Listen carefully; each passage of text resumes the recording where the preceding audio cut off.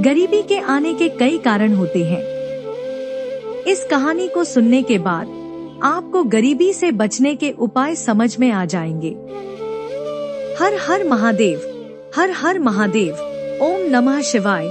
नमस्कार दोस्तों, Balvir quotes channel में आपका स्वागत है। प्रिय दोस्तों, आज हम आपको एक ऐसी कथा सुनाने जा रहे हैं जिसे सुनने मात्र से आपके जीवन में सुख, संपत्ति और धन की वर्षा होगी। यदि आपको ऐसी कथाएं और आध्यात्मिक जानकारियां पसंद हैं और आप सनातन धर्म के बारे में जानना पसंद करते हैं, तो कृपया बलवीर कोट्स चैनल को सब्सक्राइब करें।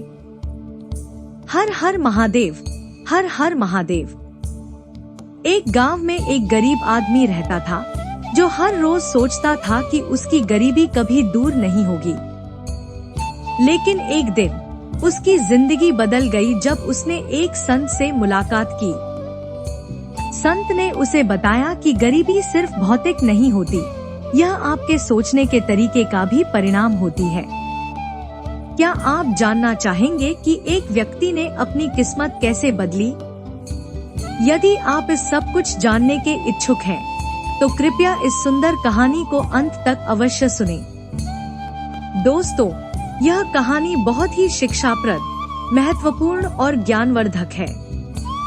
मेरा आपसे अनुरोध है कि कहानी के अंत तक आप हमारे साथ बने रहें। गुरुजी, मेरे मन में एक प्रश्न उठ रहा है। महात्मा बुद्ध जी मुस्कुराए और शिष्य से बोले, बेटा, अपना प्रश्न पूछो, तुम्हारे मन में क्या विचार आ रहा है? तब शिष्य ने कहा, हे गुरुदेव, मैं यह जानना चाहता हूँ कि मनुष्य गरीबी के कारण कितना लाचार होता है। गरीबी के चलते मनुष्य को अपने परिवार का पालन पोषण करने में भी कठिनाई होती है। क्या मनुष्य के पास अपनी गरीबी को दूर करने का कोई उपाय नहीं है? और क्या कारण है कि कुछ लोग हमेशा गरीब बने रहते हैं? इस पर महात्मा बुद्ध ने अपने शिष्य से कहा, बेटा, आज तुमने मानव जाति के लिए एक बहुत ही महत्वपूर्ण प्रश्न पूछा है। इस प्रश्न का उत्तर मैं तुम्हें एक प्राचीन और अद्भुत कहानी के माध्यम से दूंगा। इस कहानी को ध्यान से सुनना। फिर उन्होंने कहा कि एक गांव में एक अत्यंत गरीब ब्राह्मण रहता था, जिसके घर में एक विशाल पीपल का पेड़ था। उस वृक्ष पर एक मोर और मोरनी का जोड़ा रहता था। वे दोनों बहुत ही बुद्धिमान थे और वहाँ का ब्राह्मण भी एक बड़ा ही सीधा साधा और सच्चा इंसान था। वह बेचारा गरीबी में जीवन यापन कर रहा था और अपने परिवार का पालन पोषण नहीं कर पा रहा था, लेकिन वह ब्राह्मण उन दोनों मोर और मोरनी का बहुत ख्याल रखता था। उन्हें खाने के लिए भोजन और पीने के लिए पानी देता था। उस ब्राह्मण के हृदय में जीवों और पशु पक्षियों के प्रति गहरी दया थी। वह मोर और मोरनी भी ब्राह्मण के घर पर बहुत प्रसन्न थे। मोर को अपने लिए भोजन ढूंढने कहीं जाने की आवश्यकता नहीं पड़ती थी, क्योंकि ब्राह्मण उन्हें घोंसले में ही भोजन उपलब्ध करा देता था। फिर एक दिन मोरनी ने मोर से कहा कि यह ब्राह्मण कितना अच्छा है और हमारी कितनी सेवा करता है। यह व्यक्ति अत्यधिक सरल है और अपनी सादगी के कारण उसने अपना आत्मविश्वास खो दिया है। इसके चलते वह अपने परिवार की उचित देखभाल और पोषण भी सही ढंग से नहीं कर पा रहा है। मोर कहता है, हाँ प्रिय, गरीबी के कारण मेरे जीवन में बहुत कष्ट है। तब मोरनी कहती है, पियाजी, संसार में ये 6 कष्ट बहुत ही दुखदाई होते हैं। पहला दुख पत्नी का वियोग है, दूसरा दुख अपनों के द्वारा किया गया अपमान है, और तीसरा दुख कर्ज को न चुका पाना है। चौथा दुख है दुष्ट राजा की सेवा करना, 5वां दुख है दुष्ट पुरुषों की संगत करना, 6ठा दुख है और गरीबी में जीवन गुजारना, 7वां दुख है। इन दुखों के कारण मनुष्य का शरीर बिना अग्नि के भी जलता रहता है। एक दिन चिंतित और लाचार ब्राह्मण की मदद करने का निर्णय लेते हुए मोर और मोरनी ने आपस में विचार किया कि हमें उसकी कुछ मदद करनी चाहिए, क्योंकि वह हमारे लिए बहुत कुछ करता है। सभी पक्षियों की इतनी सेवा करने वाले के लिए हमें कुछ काम धंधे का प्रबंध करना चाहिए। ताकि वह और उसका परिवार सुखी जीवन बिता सके। रात भर विचार करने के बाद मोर और मोरनी ने अगले दिन ब्राह्मण से कहा, हे ब्राह्मण देवता, आप राजा के पास जाओ और उनसे कहो कि वे आपको काम पर रख लें और जो समस्या कोई नहीं सुलझा पाए उसे आप सुलझाएं। उस समस्या को तुम सुलझा लोगे और वेतन के रूप में राजा से प्रतिदिन 100 स्वर्ण मुद्राएं मांग लेना। ब्राह्मण ने कहा, हे पक्षियों, मुझ में इतनी काबिलियत कहाँ है कि मैं राजा की समस्या का समाधान कर पाऊं? लेकिन फिर भी यदि तुम दोनों कहते हो तो मैं चला जाऊंगा। मोर और मोरनी के कहने पर वह गरीब ब्राह्मण राजा के दरबार में पहुंच गया और उन पक्षियों ने जैसा उसे समझाया था वैसा ही किया। ब्राह्मण ने राजा से कहा कि वह प्रतिदिन के वेतन के रूप में स्वर्ण मुद्राएं चाहता है। राजा ने आश्चर्य से कहा, ब्राह्मण, क्या तुम्हें पता है कि 100 स्वर्ण मुद्राएं तो हमारे यहाँ मंत्री को भी नहीं मिलती और तुम 100 स्वर्ण मुद्राएं मांग रहे हो? ब्राह्मण ने सिर झुकाते हुए उत्तर दिया, हाँ महाराज, मैं 100 स्वर्ण मुद्राएं से कम नहीं लूंगा। मंत्री ने ब्राह्मण को देखा, जिसका रंग सांवला और शरीर कमजोर था। उसके पहने हुए वस्त्र मैले और फटे हुए थे और सिर पर एक फटी हुई पगड़ी बंधी थी। उसके चेहरे से स्पष्ट था कि वह ब्राह्मण अत्यंत गरीब है। फिर भी मंत्री ने राजा से कहा, महाराज, इसे आप 100 स्वर्ण मुद्राएं वेतन में दीजिए। यह ब्राह्मण गरीब है, परंतु 100 स्वर्ण मुद्राओं से कम में मानने को तैयार नहीं है, तो इसमें कोई ना कोई खासियत जरूर होगी। राजा ने कहा, मंत्री जी, अगर मैं इसे 100 स्वर्ण मुद्राएं देकर काम पर रखता हूँ, तो क्या यह दूसरों के साथ अन्याय नहीं होगा? हमारे पुराने दरबारी भी इतने रुपए नहीं कमाते। मंत्री ने उत्तर दिया, महाराज, अगर ब्राह्मण 100 स्वर्ण मुद्राएं पाने की जिद कर रहा है, तो इसमें निश्चित ही कोई विशेष बात होगी। मंत्री के बार बार आग्रह करने पर राजा ने उस ब्राह्मण को अपने यहाँ रख लिया। शाम को राजा ने ब्राह्मण को 100 स्वर्ण मुद्राएं प्रदान की। 100 स्वर्ण मुद्राएं लेकर ब्राह्मण अपने घर आया और उन्हें अपनी पत्नी को सौंप दिया। उसकी पत्नी ने पहली बार इतना धन एक साथ देखा। उसकी आंखें विस्मय से फैल गईं और वह कहने लगी, आप इतनी स्वर्ण मुद्राएं कहाँ से लाए? ब्राह्मण ने उत्तर दिया, देखो, डरने की कोई बात नहीं है। मैंने ये मुद्राएं कहीं से चुराई नहीं है।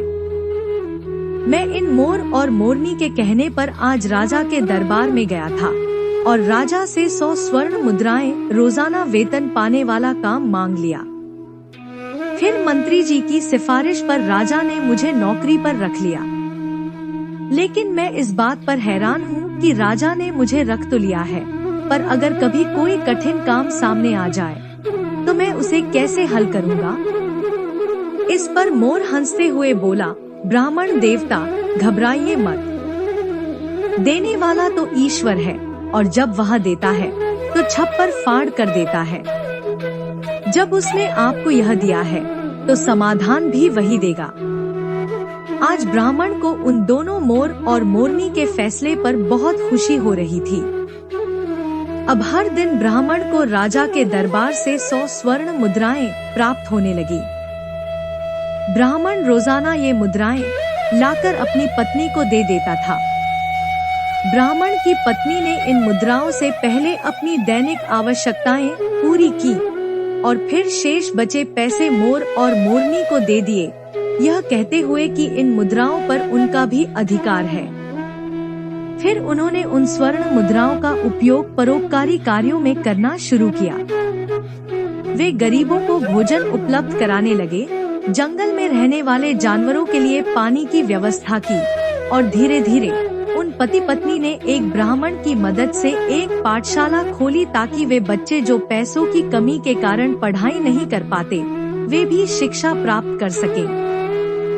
अक्सर गरीबी के कारण कई गरीब बच्चों का भविष्य सीमित हो जाता है।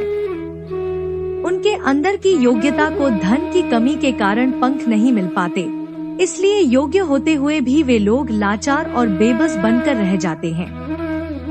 मोर और मोरनी ने उन रुपयों से नगर के हर एक गरीब और बेबस की सहायता की। उधर राजमहल में ब्राह्मण को देखकर दूसरे दरबारी उससे जलने लगे और वे हमेशा इसी बात को सोचते रहते थे। मंत्री की मूर्खता के कारण यह ब्राह्मण प्रतिदिन 100 स्वर्ण मुद्राएं ले जाता है और राजा ने अभी तक उससे 100 स्वर्ण मुद्राओं के बराबर कोई काम भी नहीं करवाया है। फिर एक दिन उस ब्राह्मण की परीक्षा का समय आ गया और राजा के दरबार में एक अन्य देश के राजा का दूत आया और उसने कहा, महाराज, यदि आप हमारे 2 प्रश्नों के सही उत्तर देंगे तो हमारे राजा आपको हमारे राज्य का आधा हिस्सा दे देंगे। यदि नहीं तो आपको अपने राज्य का आधा हिस्सा देना पड़ेगा। और यदि आपने इस प्रस्ताव को ठुकराया तो वे आप पर आक्रमण कर देंगे। इस दूत की बात सुनकर राजा बहुत चिंतित हो गया। सोचने लगा कि यदि दूसरे राजा की बात नहीं मानी गई तो व्यर्थ में ही रक्तपात होगा। इस पर विचार करते हुए राजा ने दूत से कहा, तुम अपने राजा के दोनों प्रश्न हमें बताओ। यह सुनते ही दूत ने एक पालकी मंगवाई जिसमें 3 संगमरमर की मूर्तियां रखी गई थी। वे तीनों मूर्तियां देखने में एक जैसी लगती थी। दूत ने कहा, महाराज ने अपने पहले प्रश्न में पूछा कि इन तीनों मूर्तियों में सबसे श्रेष्ठ मूर्ति कौन सी है। यह सुनकर राजा और सभी दरबारी सोच में पड़ गए, क्योंकि ये मूर्तियां देखने में तो एक समान ही थी। फिर इनमें से किसी एक को श्रेष्ठ कैसे सिद्ध किया जा सकता है। राजा और उनके सभी दरबारी इस अंतर को सिद्ध नहीं कर पाए। तभी अचानक मंत्री को ध्यान आया कि हमने वेतन के रूप में 100 स्वर्ण मुद्राएं पाने वाले ब्राह्मण को क्यों रखा है। तब राजा ने शीघ्र ही उस ब्राह्मण को सम्मानित किया और उससे 3 मूर्तियों में भेद खोजकर सर्वश्रेष्ठ को चुनने को कहा। वह सीधा साधा ब्राह्मण मूर्तियों को देखकर विस्मित हो गया। सोच में पड़ गया कि इनमें अंतर कैसे पहचाना जाए। यदि वह अंतर नहीं बता पाया तो राजा उसे नौकरी से निकाल देगा। अब तो दरबार में ईर्ष्या करने वाले भी सोचने लगे कि आज इस ब्राह्मण का पतन हो जाएगा। बहुत देर तक मूर्तियों को ध्यान से देखने के बावजूद जब ब्राह्मण को कुछ समझ नहीं आया तो उसने महाराज से कहा कि इन मूर्तियों को एकांत कक्ष में रखवा दे। इस बीच मैं अपने घर जाकर आता हूँ और फिर इन तीनों मूर्तियों में से सबसे उत्तम मूर्ति कौन सी है यह मैं आपको अवश्य बताऊंगा। यह कहकर ब्राह्मण अपने घर चला गया। इधर राजा ने उन मूर्तियों को एकांत कक्ष में रखवा दिया। ब्राह्मण अपने घर पहुंचा और सारी बात मोर और मोरनी को बताई। यह सुनकर मोर ने कहा, ब्राह्मण देव, जब तीनों मूर्तियां दिखने में एक जैसी हैं, तो अंतर जरूर उनके अंदर होगा। आप एक काम करें, एक पतला तार उन मूर्तियों के कान में डालें और देखें कि वह तार कहाँ निकलता है। ब्राह्मण ने कहा, आप मुझे यहाँ आकर सूचित करें और मैं आपको उनके बीच का अंतर समझाऊंगा। वह तुरंत राजमहल में गया, मूर्तियों के पास पहुंचा और एक पतले तार को उनके कानों में डालकर जांचने लगा। जब उसने पहली मूर्ति के कान में तार डाला तो वह तार दूसरे कान से बाहर आ गया। फिर उसने दूसरी मूर्ति के कान में तार डाला और वह तार मुंह से बाहर निकल आया। जब ब्राह्मण ने तीसरी मूर्ति के कान में तार डाला तो वह तार बाहर नहीं निकला। ब्राह्मण ने यह सारी बात मोर को बताई। तब मोर ने समझाया कि पहली मूर्ति के कान के छेद दोनों तरफ से खुले हैं, जिसका मतलब है कि वह किसी भी बात को एक कान से सुनती है और दूसरे से निकाल देती है। दूसरी मूर्ति किसी भी गुप्त बात को कान से सुनकर मुंह से निकाल देती है और तीसरी मूर्ति गुप्त बातों को कान से सुनकर उन्हें पेट में दबाकर रखती है। यही तीसरी मूर्ति उन तीनों में सबसे श्रेष्ठ है, जो मनुष्य सभी की बातें सुनकर उन्हें अपने अंदर संजो कर रखता है और किसी से उन्हें नहीं कहता। समय आने पर वह उन बातों का प्रयोग करता है। ऐसा मनुष्य बुद्धिमान माना जाता है। मोर ने जो बताया, ब्राह्मण ने वैसा ही राजा को बता दिया और राजा ने फिर दूसरे देश के राजा को वह बात बताई। दूसरे देश के राजा इस उत्तर से बहुत संतुष्ट हुए। ब्राह्मण के उत्तर से सभी दरबारी बहुत प्रसन्न हुए और ब्राह्मण की जय जयकार करने लगे। तभी उस दूत ने एक और प्रश्न पूछा कि ऐसा कौन सा व्यक्ति है जो एक मृत व्यक्ति के कारण जीवित रहता है, और ऐसा कौन सा व्यक्ति है जो एक जीवित व्यक्ति के कारण ही जीवित रहता है। ब्राह्मण ने प्रश्न सुना और फिर मोर और मोरनी के पास भाग कर गया। इस बार मोरनी ने कहा कि हे ब्राह्मण देवता, इसका उत्तर है कि एक तो आप यानी ब्राह्मण हैं और दूसरा व्यक्ति वैद्य है। जब कोई व्यक्ति मर जाता है तो पंडित अंतिम संस्कार से लेकर श्राद्ध कर्म तक के सभी कार्य करके दक्षिणा लेते हैं और इसी से अपनी जीविका चलाते हैं। दूसरी ओर वैद्य मृत्यु की ओर जाने वाले बीमार लोगों को जीवित रखता है और उनसे प्राप्त धन से अपना पेट भरता है। ब्राह्मण ने वही उत्तर लेकर राजा के समक्ष पूरे दरबार में प्रस्तुत किया। इस पर ब्राह्मण की खूब प्रशंसा हुई और शर्त के अनुसार उसे आधा राज्य प्राप्त हो गया। इससे पूरे नगर में ब्राह्मण का सम्मान बढ़ गया। फिर एक दिन राजा ने सोचा कि ब्राह्मण प्रश्न सुनकर अपने घर क्यों जाता था। जरूर इसका कोई कारण होगा। राजा के पूछने पर ब्राह्मण ने उत्तर दिया कि उसके घर के बाहर एक पीपल का पेड़ है जिस पर एक मोर और मोरनी का जोड़ा रहता है। वे दोनों पति पत्नी बहुत बुद्धिमान हैं और उनके कहने पर ही मैं आपके यहाँ नौकरी कर रहा हूँ। उन्होंने ही मुझे इन प्रश्नों के उत्तर बताए हैं। राजा ने यह सुनकर बहुत प्रसन्नता व्यक्त की। उसके बाद उन्होंने दोनों मोर और मोरनी को अपने महल में आमंत्रित किया और उनसे पूछा, तुमने यह ज्ञान कहाँ से प्राप्त किया?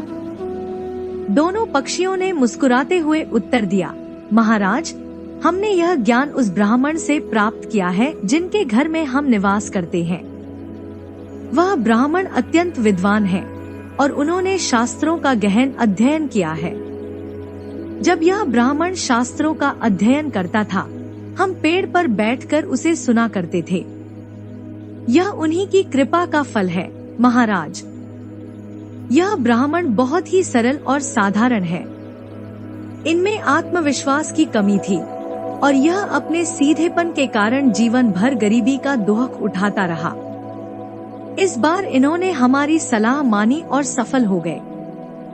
राजा ने कहा, हे पक्षियों, मुझे तुम पर बहुत गर्व है। तुमने एक लाचार ब्राह्मण का सम्मान बढ़ाया है, साथ ही इस राष्ट्र का गौरव भी बढ़ाया है।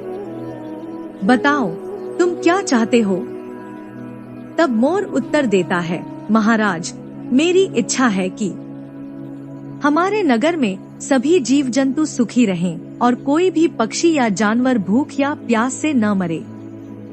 मोरनी भी यही बात कहती है। महाराज, मैं इच्छुक हूँ कि हमारे राज्य में बेटियां भी बेटों की भांति शिक्षा ग्रहण करें। कहा जाता है कि जहाँ नारी अज्ञानता के अंधेरे में भटकती है, वहाँ सुख शांति कभी नहीं आ सकती। नारी अपनी संतान की पहली गुरु होती है और यदि वह शिक्षित होगी तो उसकी संतान भी शिक्षित होगी।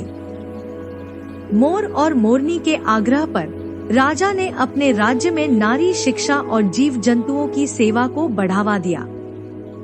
कहानी का समापन करते हुए महात्मा बुद्ध ने कहा कि जिस तरह एक सुंदर फूल भी बिना सुगंध के अर्थहीन होता है, उसी तरह एक मनुष्य, चाहे वह कितना भी रूपवान, बलवान या उच्च कुल में जन्मा हो, बिना विद्या और जीवों के प्रति दया के सब व्यर्थ है। महात्मा बुद्ध ने अपने शिष्य से कहा कि गरीबी को मिटाने के लिए शिक्षा अत्यंत आवश्यक है और प्रत्येक व्यक्ति का आत्मविश्वास से परिपूर्ण होना भी जरूरी है। दोस्तों, गरीबी केवल एक आर्थिक अवस्था नहीं है, बल्कि यह हमारी सोच और क्रियाओं का परिणाम भी है। यदि हम सकारात्मक सोच बनाए रखें और सही दिशा में कठिन परिश्रम करें, तो हम अपनी गरीबी को भी दूर कर सकते हैं। इसलिए दोस्तों, यह याद रखें कि आपका भाग्य आपके अपने हाथों में है। अगर आप आज से सही कदम उठाते हैं, तो गरीबी कभी भी आपके जीवन का हिस्सा नहीं बन पाएगी। क्या आप अपने जीवन में परिवर्तन लाने के लिए तैयार हैं? आज ही शुरुआत कीजिए और देखिए कि आपका जीवन कैसे बदलता है। आशा है आपको यह वीडियो पसंद आई होगी। यदि वीडियो आपको पसंद आई हो, तो कृपया इसे लाइक करें और इसे अपने परिवार और मित्रों के साथ अधिक से अधिक शेयर करें। यदि आप पहली बार चैनल बलवीर कोट्स पर आए हैं, तो कृपया इसे सब्सक्राइब करें और घंटी के बटन को दबाएं, जिससे इस तरह की सभी वीडियो के नोटिफिकेशन आपको सबसे पहले मिले। महादेव जी का पूर्ण आशीर्वाद पाने के लिए कमेंट में हर हर महादेव लिखें। ओम नमः शिवाय। नमस्कार दोस्तों।